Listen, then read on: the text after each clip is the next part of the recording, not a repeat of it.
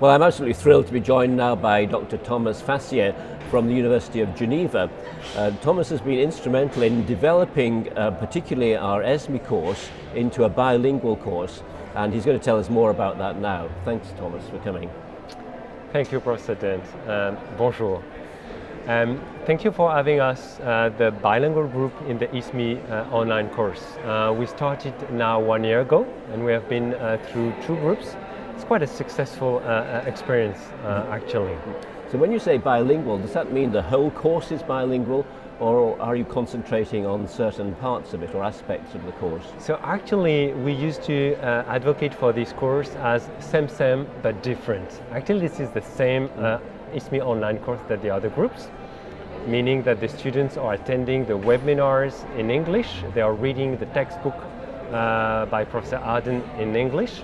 However, when it comes to online discussion within the group, they can join either in French or in English, and the specific part is the personal assignment can be written either in English or in French.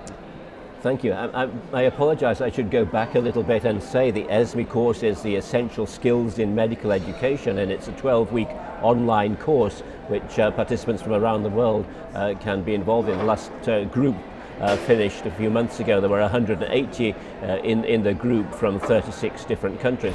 So it's very important, and this is a wide audience, and as you're pointing out, it's easier for people to discuss in their own language, even if the course is actually delivered in English. What part of the course do you think is an advantage by being available in French? In my experience, being a French native speaker myself, and working globally in China, in Cambodia, and now in Switzerland, the experience of the French-speaking participants to the course is the need to adapt and adopt a terminology and concepts from English literature to their own setting. For example, the keyword of assessment, evaluation, and evaluation is the same word in French. So it can bring to the participants really insights and understanding of these new concepts in their own language. Yeah. So there's more to translating than just taking the actual word and transliteration. You have to find meaning that's appropriate behind it. Yeah, well, so you've made some translations, I believe, of some of the course material. Exactly. The workbook, for example, and the assignments are delivered in French for the French-speaking participants. Within the group, we still look for, let's say, 10 participants or so from a French-speaking background, and let's say 5 or 6 from an English-speaking background, because we value this mix of experience and languages. Yeah. You raised an interesting point there. The online discussion groups, of course, with 36 countries are represented, there's going to be a mix of languages. But people in their feedback tell us that they appreciate being in that group. And I guess that gives them an experience of sharing their course and their curriculum with other places. Exactly.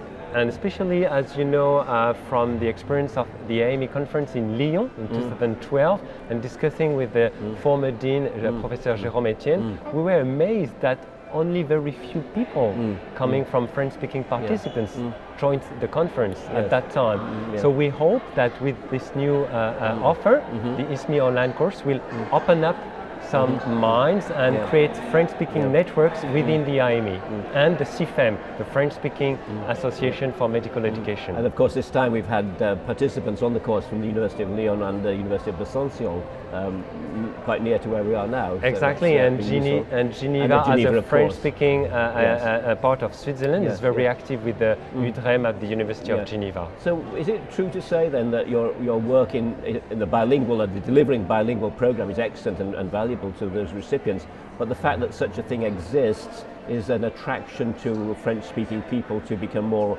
to find the AMEE conference, for instance, more accessible? I guess so, and I guess that the testimonials from former participants and other bilingual tutors will inspire participants to join the course in the next future. That's very good. Thank you for that, Thomas. Just a final question. How easy do you think you will find it to recruit more tutors for the bilingual experience? As far as I know, we now have another tutor, Marion Cortet, and with Julien and Steve, who you know, we may be able to welcome, let's say, 40 up to 50 French-speaking participants in the next month. That's an amazing contribution. Thanks very much for sharing that. Thanks for having me. Thomas.